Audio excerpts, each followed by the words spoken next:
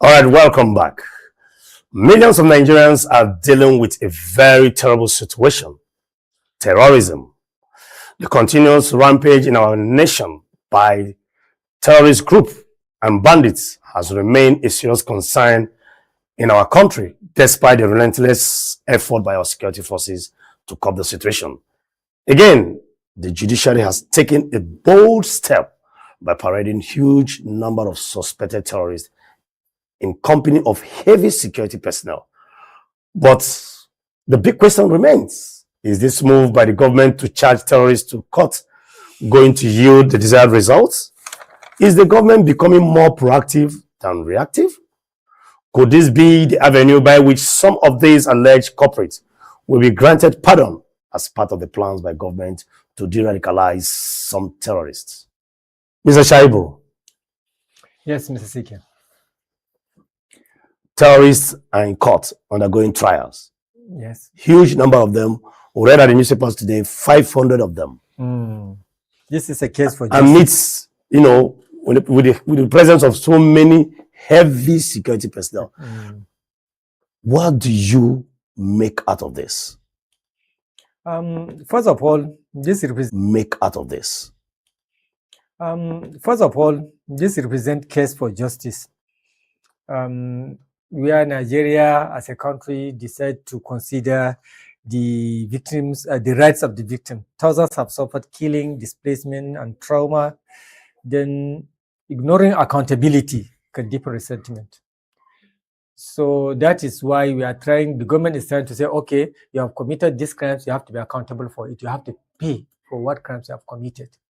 Otherwise, the victims whose parents, whose children have been murdered and killed, whose houses have been burnt or displaced, will feel aggrieved, and then resentment will fill their heart. So I think it's a step in that direction. Also, it will act as bringing them and facing justice will act as deterrence to those who are thinking of starting the same pattern of life in the future. So I think it's a step in the right direction, because naturally, when you commit an offense and you have not lost your life at the scene of committing the offense, and you are arrested, of course, naturally you are expected to face justice.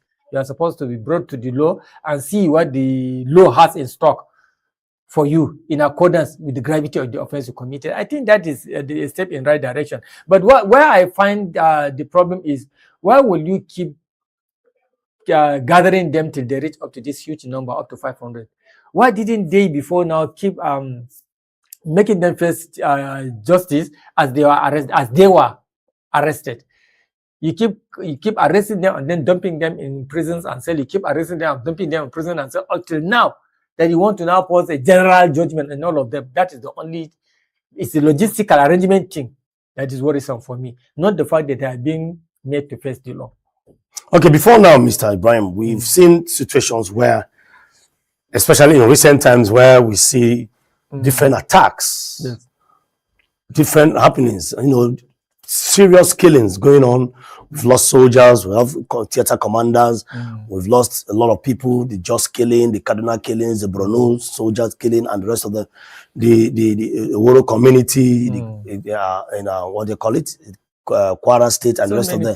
So many multiple attacks happening simultaneously like that. All across the country. Yes, and then over time, I don't think we've seen this large number of terrorists being arraigned in court. 500 of them at once. I think this should be the first time. This is the first time, honestly. And they are standing before Justice Binta. What's her name again? Binta Nyako. Yes. And who has we know has a history of trying high-profile matters like this of national interest. We also had issues where the Chief of Defense Staff came out to say that some of these people should be forgiven, citing the case of the prodigal son in the Bible. Now, we also have the case of where Gumi came out to say that some of these bandits are also known, these terrorists are known by government. So we have had a lot of conspiracy theory out there. And then a lot of attacks. Now, when you try to marry these two things vis-a-vis, the current decision by the government to charge these people in court, like you said, gathering them in their large numbers and then bringing them out to try them in court. What do you think? Is it going to yield the desired result? And again, are they going to jettison, that idea of trying to de-radicalize some of them and then grant them pardon? You see, first of all, these are Nigerians, just like the chief of defense staff has mentioned. And most of them are Nigerians. Most of them are Nigerians, and it's not all of them that are in these activities because they wanted to, or because they liked, or because they enjoyed doing those crimes while they were doing it. Some of them were forced. Their communities had been attacked. Their parents had been murdered and killed in front of them. Their properties had been looted, and then they were abducted. Their women and sisters and mothers were raped in front of them. Then finally they were abducted, indoctrinated, and forced to join these crimes, some of them. And there is a very large number of these 500. There is a very large number of people that belong to this category of people. These are those that joined this insurgency or banditry at a very young age. Some of them they were co-opted. Co-opted. If you say co-opted, sometimes co-option has to do with willingness. They were forced into it. It's different from being co-opted into it. When you co-opt me to something, I may decline. But when you abduct me and force me into it, it's totally a different ball game. You understand? And you find that most of these ones, they haven't yet found their brain fully developed. They are in their early teens, 13, 14, 15. So they grew up in the indoctrination, in being brainwashed.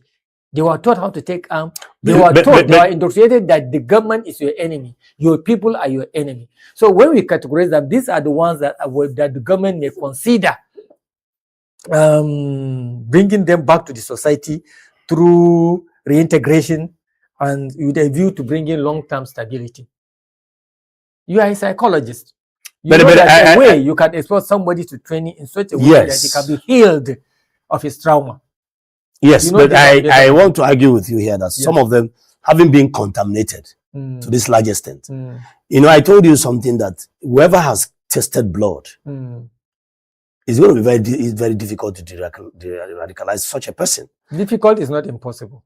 They're difficult. Difficult. I haven't said it's not. But it's difficult because I do understand that even as a soldier, those who have been to war, when they return from whatever work assignment they come from, sometimes they stay out of guns for a while to enable them calm down because this act of killing. Integration takes processes. I understand it, but contamination also takes processes. One who has contracted HIV.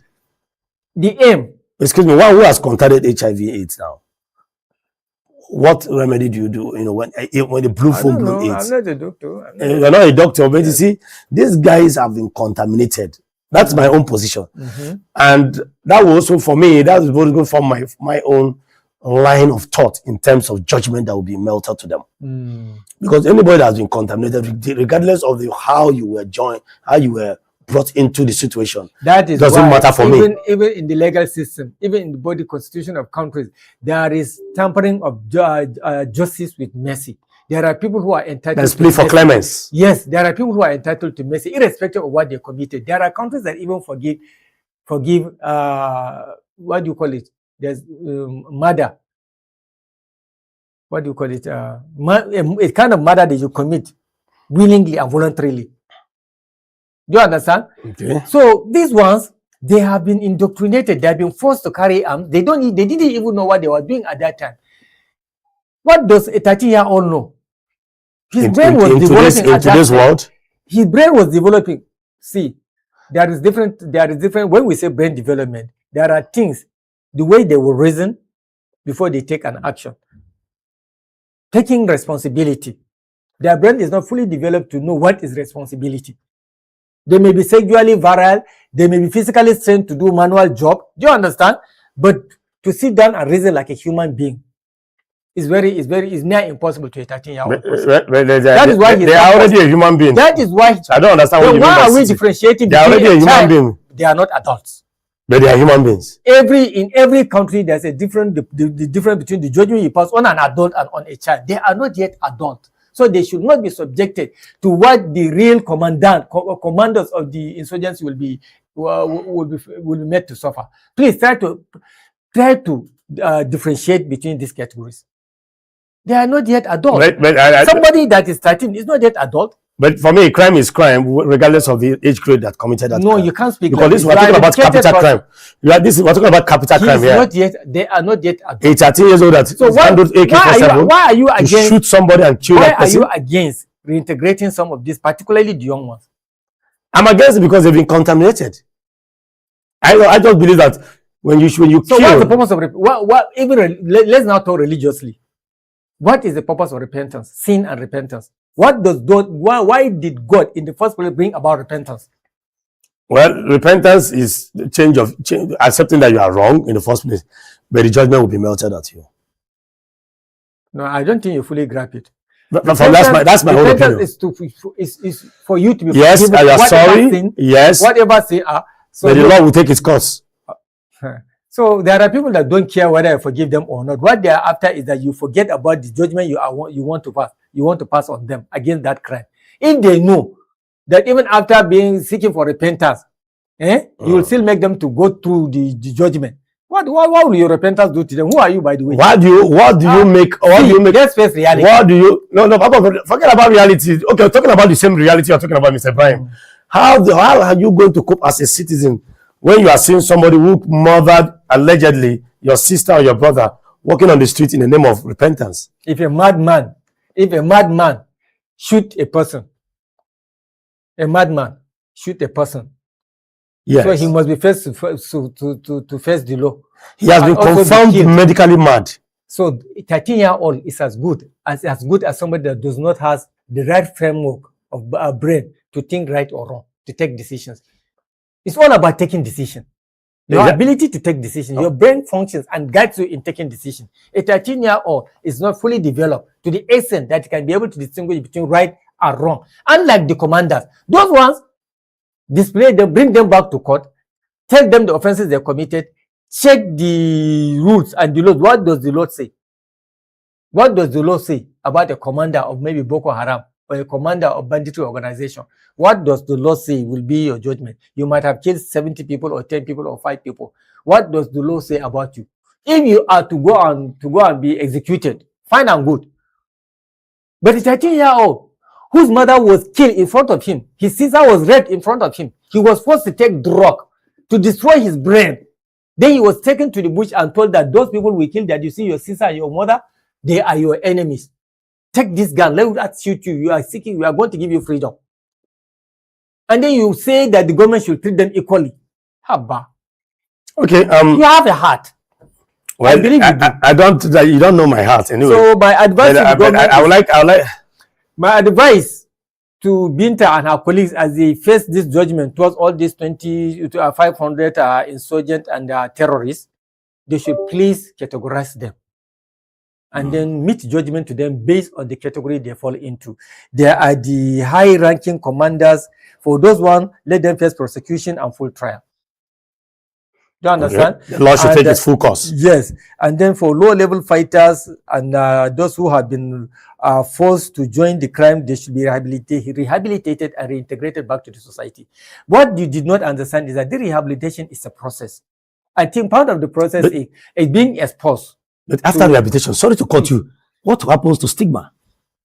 It's all part of the no stigma for the people. Yes. It's not going to be like Mr. Ibrahim. It's not as cheap as you are saying it. It's very easy. It's just that you don't want to listen. The rehabilitation in itself. No, I'm talking of stigma. It's part of the rehabilitation. See, they will be taken to the communities. The victims of their violence. They will also form part of the creating awareness. They will be repaid. They will be compensated for their loss. The victims, do you understand? Okay. And they will be told that these people, you see, they were forced to do this. When they were taking guns against the people, they were 13, they were 14, they did not know what they are doing. That's why we are now training them, integrating them. Please forgive them. Do you understand? These are all part of rehabilitation. Even teaching them skills to live by. Both the victims, because now the breadwinner might have been killed. Do you understand? The breadwinner might have been killed. Is now only remaining maybe 2 or 3 people in the family. They will be given skills and they will be given token amount to start their own business or trade. And so also those who are being reintegrated. The stigma will take a long time to heal, but it will ultimately heal. And then if maybe we try to integrate like 150 and we are successful in reintegrating, we have been successful in only 50. It's not a bad job. At least we have ended up repairing 50 out of 100. But if by the grace of God we are able to fully train all of them and rehabilitate them back to the society fully, we are happy. God accept us. Okay, Mr. Ibrahim, 500 terrorists undergoing trial. 500, not counting the ones that are still in detention, not counting the ones that are still already in the field. In the field, the bushes. How did we get there? 500. It's very difficult to state, honestly. What do you think is responsible for this? When all these things started from Borno with the emergence of the Boko Haram, and it was allowed to escalate. They were thinking it's something that can go with time. They were thinking it's politics. They were thinking it's religion. Gradually, the government did not pay full attention to the matter until it's where we are. Where we are today. It became a Hydra-hated monster. As a result of that, Boko Haram, we started seeing other splinter group coming into being, the ISIS, then now to banditry and everything. That's how we got there. Because if we had taken care of that Boko Haram at the initial stage that it has started, we wouldn't have been here today. It's our negligence. The negligence of the part of the government is not taking things seriously. And this is still the attitude of Nigerian governments. This is not peculiar to the current administration. It has always been the nature of our government. The security agencies will identify something. The people will, even the community people will identify a problem, and they will try to notify the security agencies. Sometimes the security agencies will even do their part, inform the government that this is what we have observed. This is a report coming from communities. But then the government will be very lackadaisical and taking action until when it becomes a serious issue. Do you understand? So Boko Haram started as just simply as the way during Ramadan, Muslim will shake, a scholar will sit down and start reading the Quran and then explaining the Quran and the Hadith to you. That's how it has started, though. They started indoctrinating people, telling them that even Boko, people that went to Western school, do not have heart, they don't have respect. In fact, it's not even good to go to school. That's the meaning of Boko. Boko means Western education. Haram means it's forbidden. That's how it started to. So when all and you know the contradiction about that. Yes. Now you are talking about that Western education is forbidden, but the guns you are carrying is a product of Western education. We are not into going to. We are not. I'm trying to. Yes. That was one of my. It's a product of Western education. That was the disconnect in the belief for me. But sometimes I try to query that. Why would somebody be saying that? But meanwhile, the guns you are wearing, the clothes you are wearing, these are products of Western education. But you know, it was a sponsored group. Even when it began, it was a sponsored group, and people knew it. Hillary Clinton clearly stated it on the floor of the Senate. I sent you the video. Apart from her, other American senators have said it. Do you understand? They observed it. The West always create groups with a view to protecting their interests. It's not always a religious group, but also religious groups are parts of it. It always had an international backing. So at that time that it started early, the government would have exerted greater effort in trying to make sure that this group does not live to grow. But they did not. I remember Obasanjo even went to Maiduguri and met with the clergy, even into his house. If the president can leave the comfort of his Aso Rock villa and go to Maiduguri, to a very small community, and go into his room, this will have given him the chance to finish all this organization at that time before it became a monster. They did not. So they allowed it to grow, continue to grow until the original leader was killed. He was even killed prejudicially before they even interviewed him to find out who have been sponsoring you, who are the powers behind you. For you to be able to sit down and openly talk like this. He's a very small boy. At that time, he was in his 30s, I think. He wasn't even up to 40. He was in his late 30s. Okay, now you see, when you mention things like this, yes. And I want to believe that even though you try to establish the fact that there are external forces behind, the creation of these monsters, these terrorist groups in Nigeria, what happens to? Don't you think, as a people, we have the right to reject it? If somebody brings something I don't like, and would I accept it hook, line, and sinker? That is why I gave you the instance of when the former president went to visit him. Obasanjo happened to be one of the most strongest, highly respected presidents in Nigeria. Up to today, he carries a lot of weight. Obasanjo is the only living president today that can decide to call all other Nigerian presidents to come to my house, and they will come. He still wields, you call the word will, but he still wields enormous amount of influence on everything Nigeria. I didn't say everything Nigerian. I say everything Nigeria. Obasanjo has influence over it. So at that time, even when he was in power, he went to Maiduguri. Being a two-time president. Yes. Both as a military? Both as a military and as a civilian for 8 years. And he was one president that is globally respected. That's why I still have respect for Obasanjo. He was the first person to give power voluntarily as a civilian administration. Hand over from military to civilian. It's not easy. He did that. You understand? Others couldn't do it. He did that.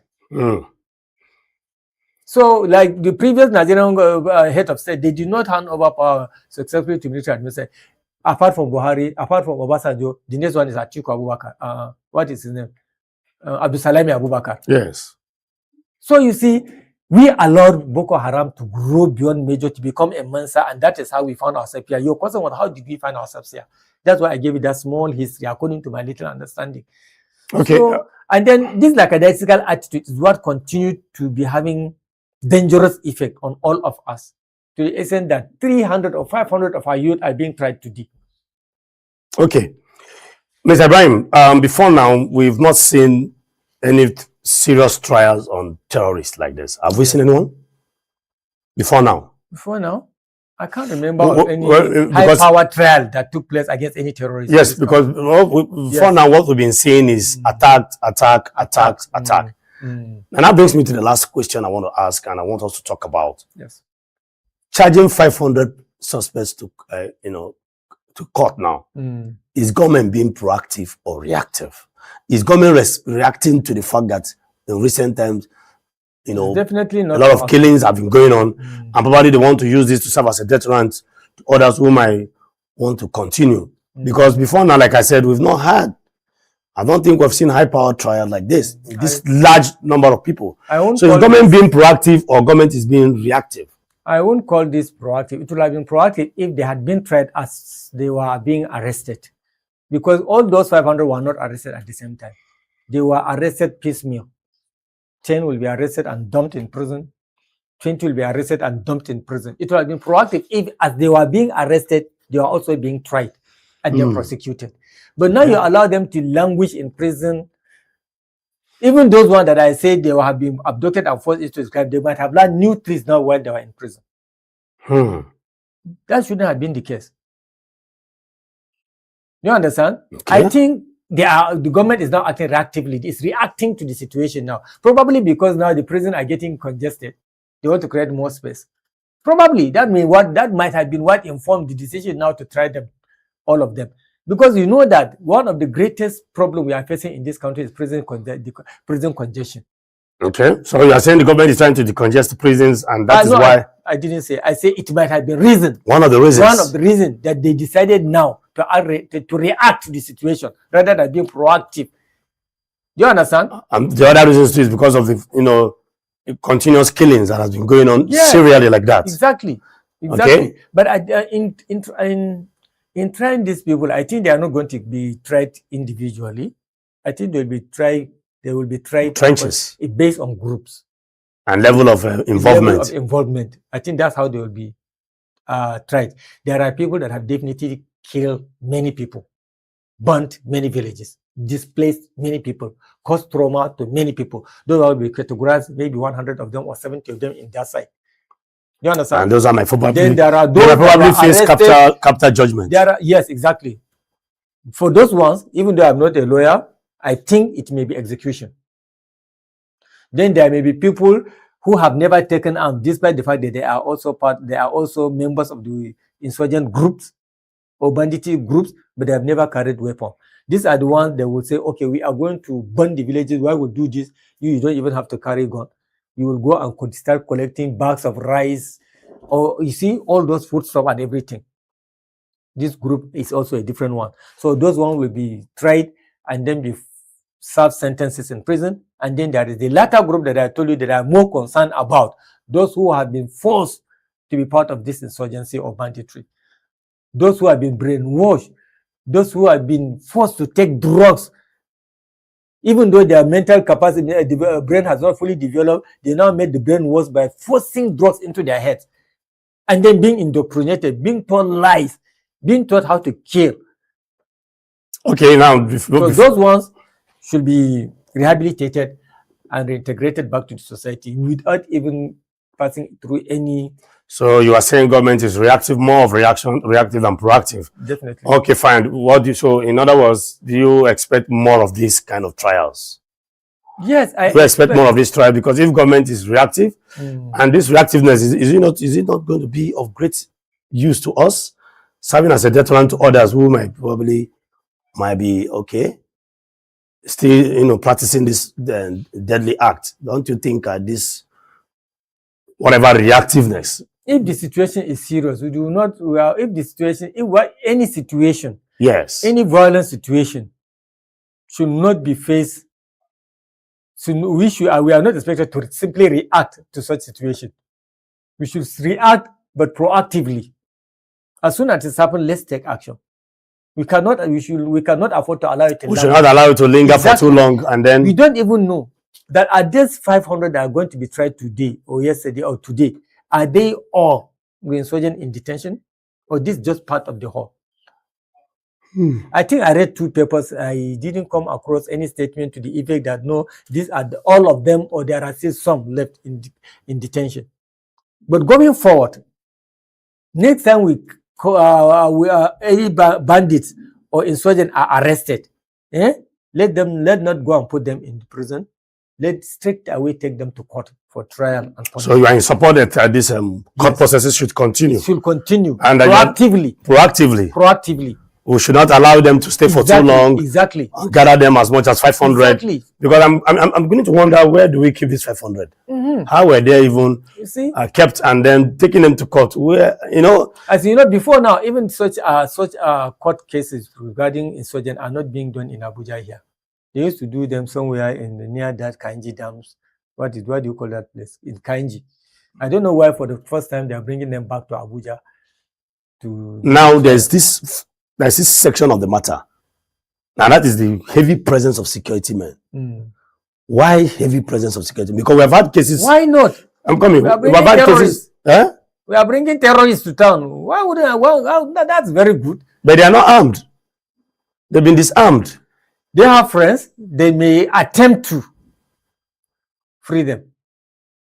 Exactly. It happens in countries. They have friends. Like the case of the Kuje prison break. These terrorists. Where there was some point where yes, exactly. That's an example. They are becoming bolder now. They are not scared of anything. They know that our security system is very porous and weak. They know that if they can make proper arrangement, they can strike and at least displace these people. Some of them will run away. And what do you think if there's no security? At least if 20 of these 500 are able to escape into the community. That will be disastrous. And they have a very funny way of reintegrating, bringing back themselves together. So you think the presence of those heavy security personnel in order is the best steps to take. Is the best step to take. Okay. In terrorism. Terrorists. But they are human beings. Considering the fact that they've spent a number of years in the prison before they were taken for trials. It's always the human that surprises you. All the monsters in this world have always been people, are human beings. All people that destroyed this world are still the human beings. The people that created the atomic bomb are still human beings. The people that sent the atomic bomb to go and fall in Nagasaki and Hiroshima are still human beings. And they are all terrorists. They are all, for me, yes. Like minds. Like minds. Okay, Mr. Ibrahim, before we wrap up for today, I also want us to look briefly. Now we've been talking about terrorists, taking them to court, and what have you. Now, some might argue that there should have been a special court for issues like this, considering the fact that this case is a special case. Some might argue that taking them to the normal conventional court may not be the best way. They should take them to some form of special court. No, I thought about that when I because the issue there, it has to be special. But taking them to a normal conventional court, the issue of human rights and the rest of them might come out. Some civil concerns might be raised. So what do you think? Honestly, the first time I saw this headline, I said, court to try terrorism. If we have court that tries that has to do with labor, if we have courts that have to do with rent issues, why can't we have courts that have to strictly do with terrorism and banditry? Honestly, I thought about that. It would have been easier. And if we had such a court, those actions would have been proactive rather than special courts. Exactly, special court, purposely put in place for these purposes. Do you understand? That would have been better. And that would have probably helped us. We may not be having large numbers like this. Yes. Anytime you just arrest one of these terrorists, the courts are already there waiting for them for trial. We have labor court. What do you call it? We have industrial court. Industrial court. Do you understand? We have laws that has to do with rent and other things. Special court purposely for that purpose. So why can't we have a court for serious things like terrorism that is eating us deep now? I think that would have been better. And then it is your responsibility as a journalist, we as journalists, to begin to talk, to advocate towards that. Honestly speaking, that would have made things easier. That would have made it easier for cases to be treated proactively, without having to wait until we gather up to 500 of them to pass a collective judgment. And only God knows how many we have left now. Yes. Because I don't think 500 of them are the total number of terrorists. That's right. That's what I said. We are not even sure. Okay, Mr. Ibrahim, okay. Now you have made your point, and I think I begin somehow, to an extent, for the first time, I want to agree with you on this. Always end up like this, even if we don't end up together. No, I don't know. I don't agree with you on also side, but I agree with you that there should be a special court, yes, established for issues like this, because the issue of terrorism is serious. It's serious. It's becoming global now. It has become global. It has become global. The network. Do you know that today there are some countries that don't have terrorists? Today we have countries that are ruled by terrorists. Syria. The president of Syria today is an ISIS man. America placed him there. He was one that took arm on. You mean Assad? Not Assad, the current president of Syria now. Okay. Assad is gone now already. Assad is gone, yeah. They use that person to destabilize Syria. Then after they have finished the work, America now installed him as their puppet in Syria. He's not the president of Syria. Well, I don't think we want to go into that. Let's face domestic issues, our own. What is troubling us? No, you are the one whatever happens in Syria should stay in Syria. We are in Nigeria. Exactly. Let's face our issues. All right, Mr. Ibrahim, thank you very much for today in the morning show. And I want to say that you have done well. And let the discussion continue. Let it continue. All right, that is where we're going to wrap it up today on the morning show on P&B, on Politics and Business Television. Do join us on our social media handles there, and follow us and like while we continue tomorrow. My name is Kenneth Chidi, and that will be all for now. Bye-bye. See you tomorrow, and God bless you.